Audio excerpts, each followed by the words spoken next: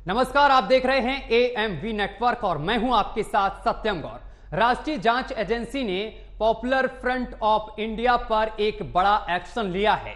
जांच एजेंसी ने दिल्ली, एनसीआर, उत्तर प्रदेश, महाराष्ट्र, तमिलनाडु और राजस्थान में पीएफआई से जुड़े लोगों के 12 से अधिक ठिकानों पर छापेमार कार्रवाई की है।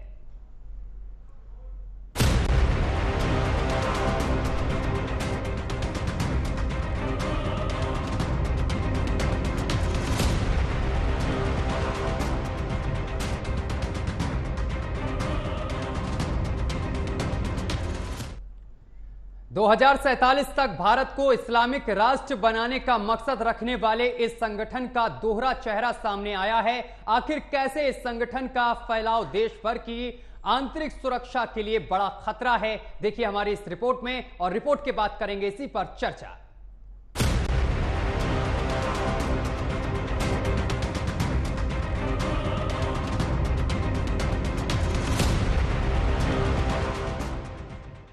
जिहाद के नाम पर आतंक की पटकथा लिखने वाले पीएफआई पर एनआईए लगातार नकेल कस रही है।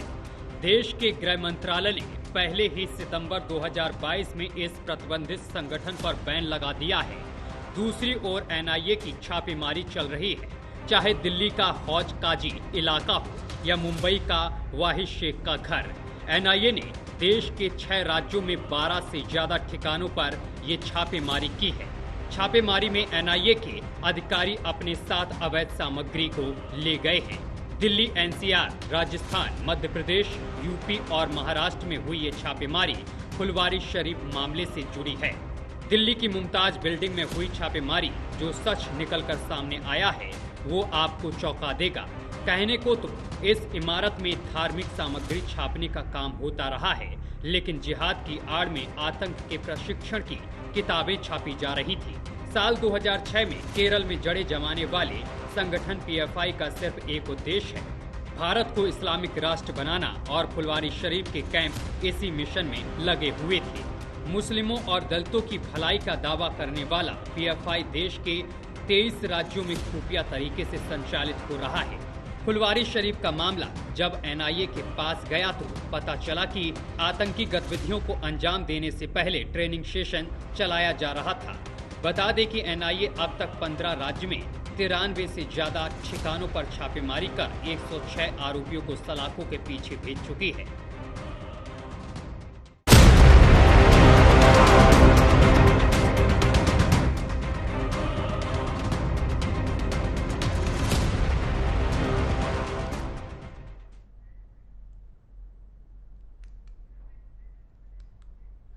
तो आपको बताते चले कि जो मामला सामने निकल कर आया है, अब जगह जगह पर यहां पर छापेमारी चल रही है। एनआईए लगातार छापेमारी कर रही है। इस छापेमारी में तमाम सबूत भी एनआईए के हाथ लग गए हैं, क्योंकि पीएफआई पर बैन लग चुका है 2022 में। इसके बाद से लगातार एनआईए जो है वो इस पूरे मामले को लेकर छापेमारी कर रही है। अभी तक करीब 106 लोगों को गिरफ्तार कर सलाखों के पीछे भी भेज दिया गया है। तो एक ग्राफिक्स के जरिए हम आपको समझा रहे हैं कि किस तरीके से कार्रवाई की गई है और किस तरीके से ये कार्रवाई अभी लगातार की भी जा रही है। बता दो चले कि एनसीआर सहित 6 राज्यों में 12 ठिकानों पर यह छापेमारी की गई है। सितंबर 2022 में गृह मंत्रालय ने इस पीएफआई पर बैन लगाया है। जिहाद की आड़ में आतंक की पटकथा लिख रहा था ये पीएफआई, और 2047 तक भारत को इस्लामिक राष्ट्र बनाने का लक्ष्य रखा था, और इसका जो मंसूबे थे वो एनआईए ने ध्वस्त कर दिए हैं। कई हिंदू संगठनों की हत्या में भी इसका नाम सामने निकल कर आ चुका है। वहीं दिल्ली की मुमताज बिल्डिंग में छापेमारी हुई है, यहां से तमाम आपत्तिजनक सामान भी निकले हैं।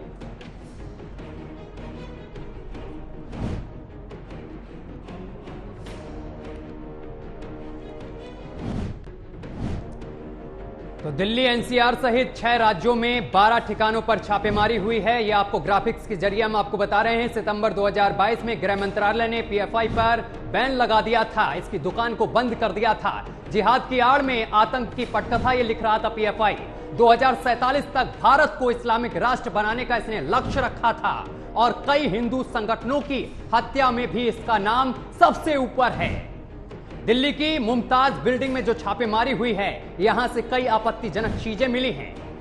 और 7/11 ब्लास्ट मामले में बरी वहीद शेख के घर में भी छापा पड़ा है। बिहार के फुलवारी शरीफ में भी मिला था विजन डॉक्यूमेंट और एनआईए ने 100 से ज्यादा आरोपियों को सलाखों के पीछे भेज दिया है।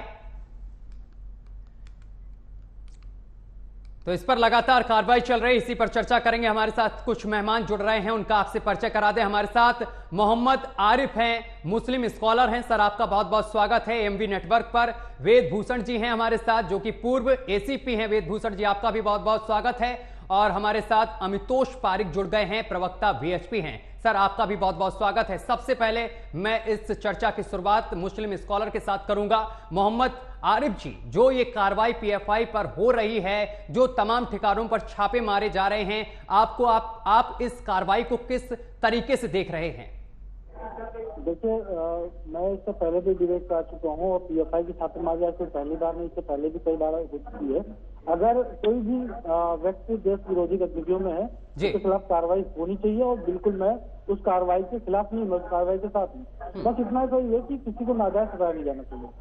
इस छापेमारी में जो निर्दोष है, वैसे भी एनआईए ने अगर छापेमारी की है तो बिना ठोस आधार से नहीं की होगी, किया होगा, कुछ न कुछ इसमें एविडेंस रहा होगा, कुछ न कुछ साक्ष्य रहेंगे, तभी किया गया है।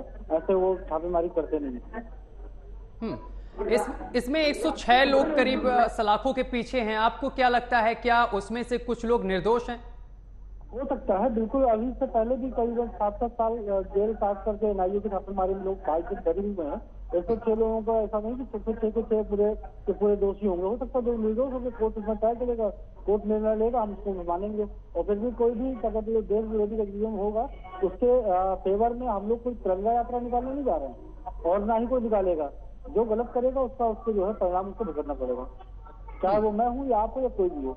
जैसे कि अभी आप बोल रहे थे कि 2047 तक मुस्लिम राष्ट्र घोषित कर देंगे, तो जो ये मुस्लिम राष्ट्र घोषित होगा ना, ये हिंदू राष्ट्र घोषित होगा। ये सेक्युलर कंट्री है, सेक्युलर कंट्री ही रहेगा। जो जितना दोषी मुस्लिम राष्ट्र करने वाले हैं, उतना ही दोषी जो हिंदू राष्ट्र करने वाले भी होने चाहिए। आरिफ जी, लेकिन आप बोल रहे हैं कुछ निर्दोष फंसाए जा रहे हैं, वो चीज मैं अभी तक नहीं समझ पा रहा हूं। एनआईए जो कार्रवाई कर रही है, इसमें निर्दोष को कहां, उसी पर गाज गिर रही है जो इसमें शामिल हैं, देश विरोधी गतिविधि में शामिल हैं, उन्हीं के ऊपर कार्रवाई लगातार की जा रही है। इसमें आपको दोषी कौन लोग दिख रहे हैं? सर, ट्रायल तो कोर्ट में चलेगा। सच गलत, सही और गलत का फैसले के लिए कोर्ट है। आप और हम तो फैसला करेंगे नहीं। आप बता रहे हैं ना, इसमें कुछ लोग निर्दोष हैं। सही गलत का फैसला हम नहीं करेंगे, एनआईए करेगी, इसके बाद कोर्ट करेगी। और इसको वेद भूषण जी बहुत अच्छी तरीके से समझते हैं, वो अभी समझाएंगे भी। लेकिन आपने किस तरीके से कर दिया कि निर्दोष भी इसमें फंसाए जा रहे हैं? ये नहीं कहा, मैंने कहा हो सकता है कुछ लोग इसमें निर्दोष हों। आप गलत मतलब मत निकालिए मेरी बातों का। भाई वो तो फैसला कोर्ट करेगा ना, हम और आप डिबेट बैठ के फैसला करेंगे नहीं। ठीक है, मैं अमितोष जी के पास जाता हूं, इसके बाद मैं वेद भूषण जी के पास आऊंगा। अमितोष जी कुछ कहना चाह रहे हैं? सत्यम, हालांकि मैं बीच में कभी भी रेस नहीं करता, लेकिन मुझे ये पता था कि किस तरह से मोहम्मद आरिफ जी अपनी बात को भी रखेंगे और सेक्युलर को अपनी भाषा के अंदर में लाएंगे। मुझे ये बिल्कुल निश्चय पता था कि वो ये बोलेंगे कि हम किसी के भी विरुद्ध नहीं है, कार्रवाई होनी चाहिए। और ये भी पता था कि निर्दोष को नहीं करा जाए। ये एक नैरेटिव सेट किया जाता है लगातार, और ये नैरेटिव हमेशा सेट किया जा रहा है इस देश के अंदर में, सेक्युलर की आड़ में। और तीनों चीजें इन्होंने अपने वक्तव्य में कह दी। एनआईए ने जो यहाँ पर कार्रवाई करी है, पॉपुलर फ्रंट ऑफ इंडिया, जो कि 28 सितंबर 2022 को यूएपीए के अंतर्गत के अंदर में एक अनलॉफुल टेररिस्ट एक्टिविटी में इन्वॉल्व पाई गई और उसके खिलाफ वहां कार्रवाई करी गई। तभी लोगों ने इस पे आवाज उठाई थी। ये वो लोग थे जो सेक्युलर है।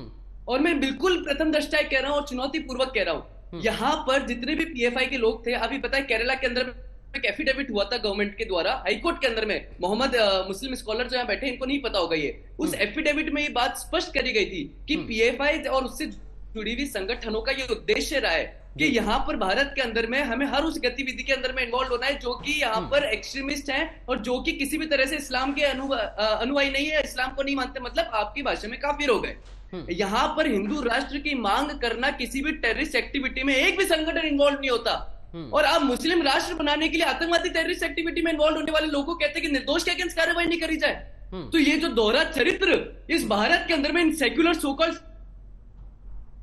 सेक्युलर लोगों ने लगा रखा है ना, इसको खत्म करना होगा। और एनआईए की जांच में ये भी स्पष्ट हो जाएगा। और ये जो ट्रायल कोर्ट की बात कर रहे हैं, एक भी ऐसा उद्देश्य एग्जांपल ही बता दे जहां पर एनआईए ने किसी को पकड़ा हो, ट्रायल कोर्ट के अंदर में वैक्यूट हुआ हो। दिल्ली हाइराइट्स के अंदर में पीएफआई का इन्वॉल्वमेंट, उसके बाद टीएम जोसेफ के हाथ काट दिए गए, पीएफआई का इन्वॉल्वमेंट, 13 पॉलिटिकल मर्डर्स, पीएफआई का इन्वॉल्वमेंट, असम के अंदर में भी पीएफआई का इन्वॉल्वमेंट, हिजाब लो पीएफआई इन्वॉल्वमेंट। तो अगर इस्लामिक एक्टिविटी, अगर आप इस्लामिक राष्ट्र बनाने के लिए टेररिस्ट एक्टिविटी में उत्पन्न हो रहे हैं, तो उस ऐसी संस्थाओं को बैन करना ही इस देश की सुरक्षा की हित में है। ठीक है, मैं आरिफ जी इसके बाद मैं आपके पास आऊंगा। पहले मैं वेदभूषण से इस पर चर्चा करना चाह रहा हूं, कुछ सवाल है मेरे पास। वेदभूषण जी, आप को अच्छा अनुभव है इस बारे में, क्योंकि आप उस पोस्ट पर रहे हैं, तमाम अपराधियों को पकड़ा है और ऐसे तमाम मामले आपके पास भी आते रहे होंगे। जिस तरीके से पीएफआई पर कार्रवाई हो रही है, एनआईए लगातार छापेमार कार्रवाई कर रही है, आप इसको किस तरीके से देखते हैं? क्या इसमें निर्दोषों को भी फंसाया जा रहा है, जिस तरीके से आरिफ जी कह रहे हैं, आरोप लगा रहे हैं वो? देखिए सत्यम जी, बड़ी दुर्भाग्य की बात है, अभी हालिया में हमास, आईएसआई और तमाम जो खालिस्तान कमांडो फोर्स, इस तरह की जो नेक्सलाइट्स हैं या एक्सट्रीमिस्ट ऑर्गेनाइजेशन है, बहुत बड़ा वर्ग हिंदुस्तान में उनको सपोर्ट कर रहा है। ये बड़े शर्म की बात है, दुख की बात है। हमारा पूरा देश हमास के खिलाफ है और इजराइल के साथ खड़ा हुआ है, क्योंकि हमास ने जो वहां पर जातियां की हैं उसके लिए खड़ा हुआ है। परंतु दुर्भाग्य है कि पीएफआई जैसे संगठन के लिए भी लोग आंसू बहाते हैं और कहते हैं कि बड़े इनोसेंट है। सिमी जब ऑर्गेनाइजेशन को बैन किया गया था, उसके बाद गुपचुप तरीके से पीएफआई को खड़ा किया गया। तमाम तरह के लिटरेचर, झंडे, कॉइन, करेंसी सब तैयारी की गई थी कि इस्लामिक राष्ट्र में कैसे इसको तब्दील किया जाए हिंदुस्तान को। तो ये पूरी प्रिपरेशन थी। ये तो एनआईए के लिए चूंकि एक संस्था बनाई गई, इन्वेस्टिगेटिंग एजेंसी, जो इस तरह की चीजों की इन्वेस्टिगेट करेगी, एक स्पेशलाइज्ड यूनिट बनाई गई। उसने तमाम चीजों पर इन्वेस्टिगेट करने के बाद में लार्ज स्केल में रिकवरी हुई, अरेस्ट हुई और यूएपीए जैसे सख्त कानून के तहत उसमें कार्रवाई हुई, तो रुक पाया। तो अभी जो हालात बने हुए हैं हिंदुस्तान के अंदर या पूरे देश दुनिया के अंदर, आप देखिए किस तरह से इस्लामिक कंट्रीज किस तरह से टेररिस्ट एक्टिविटीज की सपोर्ट कर रहे हैं। मतलब शर्म भी आती है, दुख भी होता है। एक तरफ वो डेमोक्रेसी की बात करते हैं, दूसरी तरफ मानवता की बात करते हैं, बड़ी बड़ी बातें करते हैं। वो खड़े किसके साथ हैं? हमास के साथ खड़े हुए हैं। हमास के लिए आपने देखा कभी कि लेबनान ने, टर्की ने, किसी ने कहा कि हाँ ये बैंड ऑर्गेनाइजेशन है, इसको पूरे यूनाइटेड नेशंस ने उसकी भर्त्सना की है कि हमास को कोई रिकॉग्नाइज नहीं करता, वर्ल्ड में कोई रिकॉग्नाइज नहीं करता। परंतु बहुत से मिडिल ईस्ट के कंट्रीज ऐसे हैं जो उसको पूरा सपोर्ट करते हैं, चाहे वो हिजबुल्ला जो है वो सपोर्ट करते हैं, दूसरे मिडिल ईस्ट के कंट्रीज है वो उनको आर्म्स, एमुनिशन, तमाम तरह की चीजें हैं। तो इसी तरह से इसी क्रम के अंदर जो पीएफआई था उसको तमाम मिडिल ईस्ट से फंडिंग होती थी, पैसा होता था। ये फ्री में काम नहीं करते थे, इनका पूरा एक सिस्टम था अक्रॉस द इंडिया, इनका नेटवर्क था। अभी आपने दिल्ली में देखा कि किस तरह से जो चांदनी चौक है, दरीबा है और दूसरे जो बल्ली मरान का इलाका है, वहां पर तमाम रेड्स की गई हैं। मुंबई के अंदर अभी आप वाजिद शेख का नाम ले रहे थे, क्योंकि पहले भी वो 7/11 के अंदर वो अरेस्ट किए जा चुके हैं। वो अलग बात है, बरी हो गए। बरी होने का मतलब ये नहीं कि आपके खिलाफ कुछ नहीं था, उसमें जजमेंट जो आती है उसमें हो सकता है कि आपके खिलाफ कोई जो टेक्निकल ग्राउंड पर आप बरी हो गए हो, तो पर ये कह देना कि वो बिल्कुल दूध के धुले हुए थे, बिल्कुल इनोसेंट थे, ऐसा नहीं था। तमाम रिकवरी होती है, तमाम चीजों की इन्वेस्टिगेशन होती है, क्योंकि अदालत में तमाम सबूत पेश करने पड़ते हैं, कोई गवाह पेश करने पड़ते हैं। कई बार गवाह अवेलेबल नहीं होते, मर जाते हैं या जाना नहीं चाहते उस ट्रायल के दौरान में, उस वजह पर बरी हो जाने का मतलब ये नहीं कि अपराध नहीं हुआ। मैं आपको इस तरह समझाऊंगा कि एक आदमी का मर्डर हो गया, उसको गोली मार दी गई, मुलजिम पकड़े गए, ट्रायल चला, उसमें गवाह नहीं मिल पाए, बरी हो गया। आदमी का तो मर्डर हुआ, आदमी तो मरा ना, गोली से मरा आदमी, वो अलग बात है कि वो बरी हो गए, छूट गए। तो ये कहते ना कि वो बिल्कुल इनोसेंट थे, दूध के धुले हुए थे, नहीं, ये तमाम चीजें अदालत देखती है। मोहम्मद आरिफ की आवाज नहीं पहुंच रही, एक बार मोहम्मद आरिफ को एक बार देखिए, टेक्निकल टीम हमारी।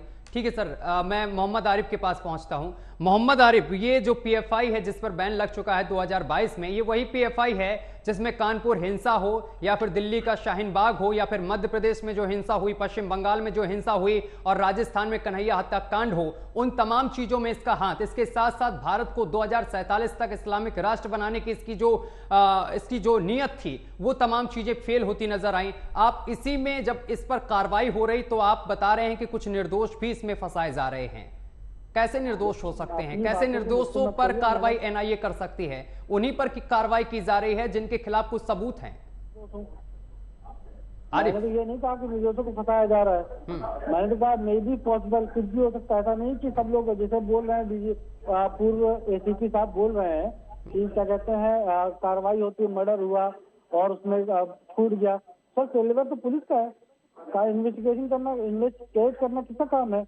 हमारा आपका काम तो नहीं, पुलिस का काम है। इसका मतलब फेलियर किसका है? आप अपनी कमी मत बताइए। कोर्ट के पास पर्याप्त सबूत नहीं बचे, भाई बरी कर दिया।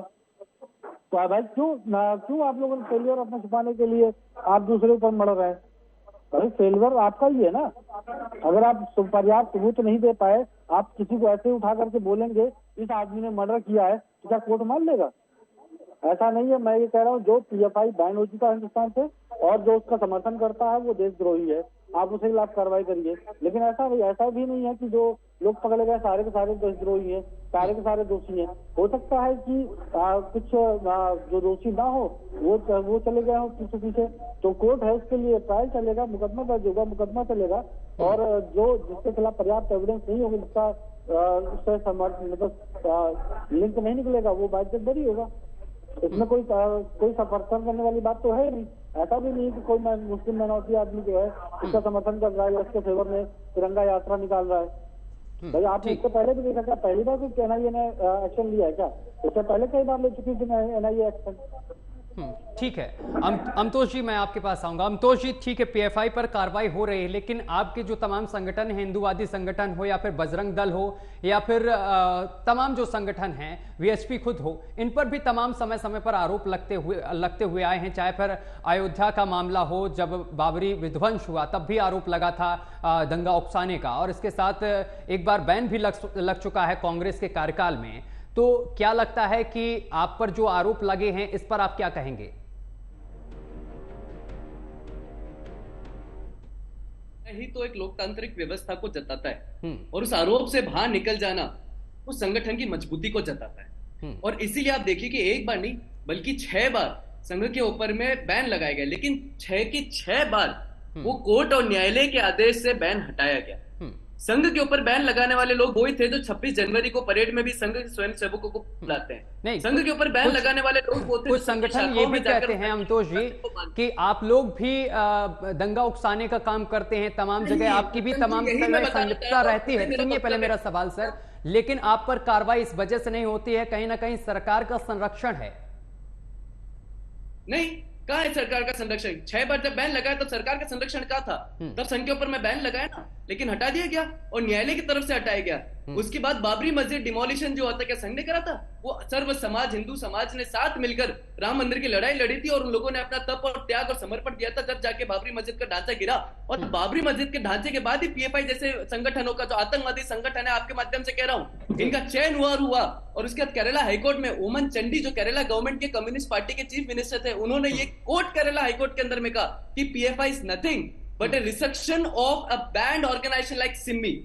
तो आज आप ही देखिए कि संगठन अगर काम करता है, तो संगठन अगर हिंदू राष्ट्र के लिए काम कर रहा है तो किसी आतंकवादी संगठन में लिप्त नहीं होता गतिविधि में, लेकिन PFI इस्लामिक राष्ट्र बनाने के लिए आतंकवादी गतिविधि में लिप्त हो जाता है। और PFI से जुड़े हुए संगठन कन्वर्जन करते हैं, हिंदू महिलाओं को मुसलमानों से शादी कराते हैं, रिलीजन कन्वर्जन। जो इनकी नेशनल वुमेन फ्रंट जो थी, उसके जेनीवा का स्टेटमेंट था कि हमने मैक्सिमम कन्वर्जन कराए महिलाओं के।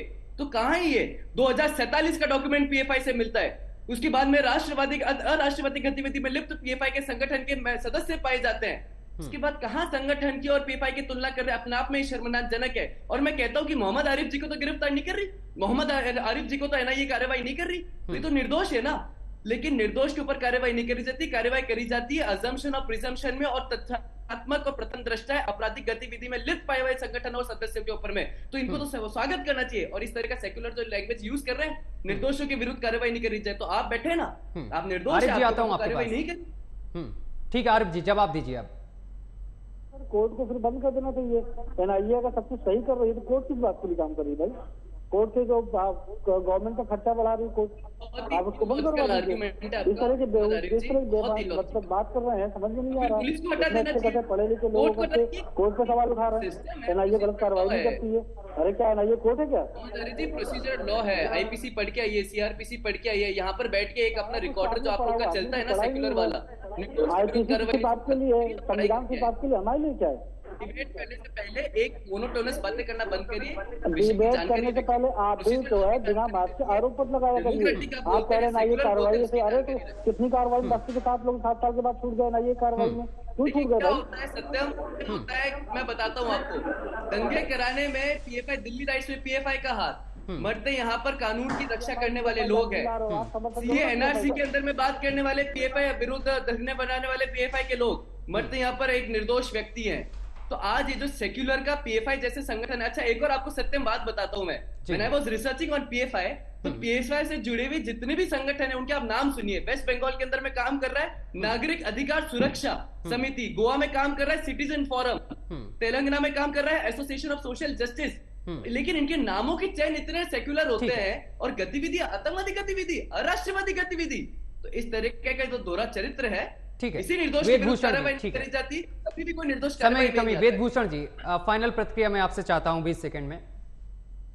देखिए, मोहम्मद आरिफ ने जो बात कही है बड़ी संजीदगी से बात की है, अपनी बात को उन्होंने एक तरीके से रखा है, उन्होंने क्लियर बताया है कि जो लोग संलिप्त हैं उनके खिलाफ हैं, पर अदालत में कोई यदि बरी हो जाता है तो ठीक है, अदालत का एक प्रक्रिया है, तय है, उसमें एक सिद्धांत है, यदि वो बरी हो जाता है तो माना जाएगा कि उसका उसमें रोल नहीं था या कम था जिसकी वजह से बरी हो गया। जहां तक संबंध है पीएफआई का, पीएफआई को भारत सरकार ने काफी जांचने परखने के एविडेंस के बाद में उसको बैन किया। ये मामला माननीय सुप्रीम कोर्ट तक गया, सुप्रीम कोर्ट ने जस्टिफाई किया कि जो सरकार का एक्शन था ये बैन, इसको किया जाना जरूरी है, देश के इंटरेस्ट में है, बैन हो गया, उसको रोक लगा दी गई, परंतु अब उसका परिवर्तित रूप जो है जल्दी ही अब आपके सामने धीरे धीरे आएगा, क्योंकि ये जो संगठन, इस तरह के जो संगठन होते हैं, चाहे हमास है, आईएसआई है या खालिस्तान कमांडो फोर्स, जो तो यूरोपियन कंट्री से, कनाडा, अमेरिका, ऑस्ट्रेलिया, यूके से चलते हैं, वो अपना रूप बदलते रहते हैं, अपनी शेप बदलते रहते हैं।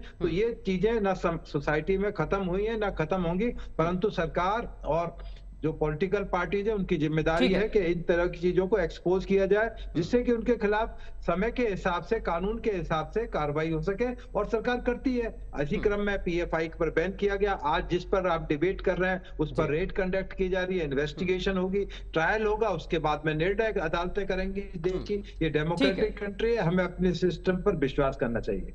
ठीक है सर, समय की कमी, आप तीनों मेहमानों का बहुत बहुत शुक्रिया हमारे साथ जुड़ने के लिए और तमाम बातचीत करने के लिए। तो पीएफआई पर लगातार एक्शन लगातार जारी है, एनआईए लगातार कार्रवाई कर रही है। आज बताते चले कि 6 राज्यों के 12 से अधिक ठिकानों पर छापेमार कार्रवाई की गई है और तमाम सामान यहां से बरामद किया है। देखने वाली बात यह होगी कि आगे किस तरीके से और लोगों पर गाज गिरती है। फिलहाल मेरे साथ अभी के लिए बस इतना ही। देश दुनिया की तमाम खबरें देखने के लिए देखते रहिए एएमवी नेटवर्क।